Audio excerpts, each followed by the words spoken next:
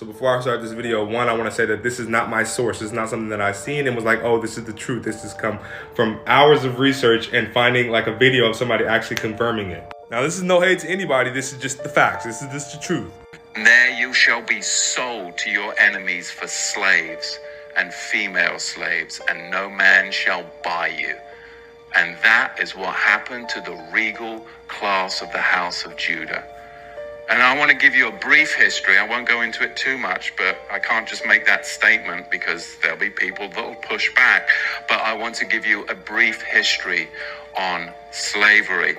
Because Islam designed infernal slavery. And then the Ashkenazi Khazars, those who say they are Jews and are not, are the ones that marketed it.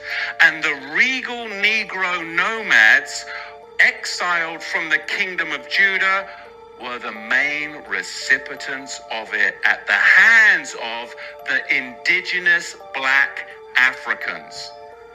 Because you've got to understand, the regal class of the house of Judah came down from Israel and they came into the land of the black Africans.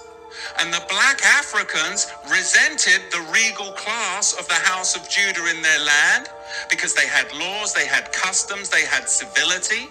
And they were a regal class of Negro that came down into Africa. And later on, it was the Ashkenazi, the Islamic slave traders as well, that then worked together with the indigenous black Africans to enslave the regal house of Judah. This is what we've got to understand, but you've got to go back before the 16th century to understand the roots of it.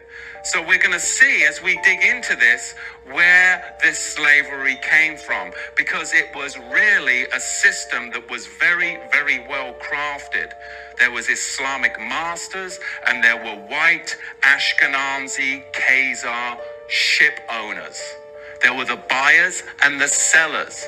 And they're not going to fill you in on all of this, but really you've got a four-tier system. Number one, you have the Negro nomads that were exiled from the kingdom of Judah. Number two, you had indigenous black African hunters that resented the regal Negro nomads that had come into their territory with their own customs, with their own laws that were different and would not assimilate into their tribal culture. They were their own tribe. They were the regal house of Judah. Number three, you had Islamic trappers that worked with the indigenous black Africans to trap the regal Negro house of Judah. And then you had them sell them to the Ashkenazi ship merchants.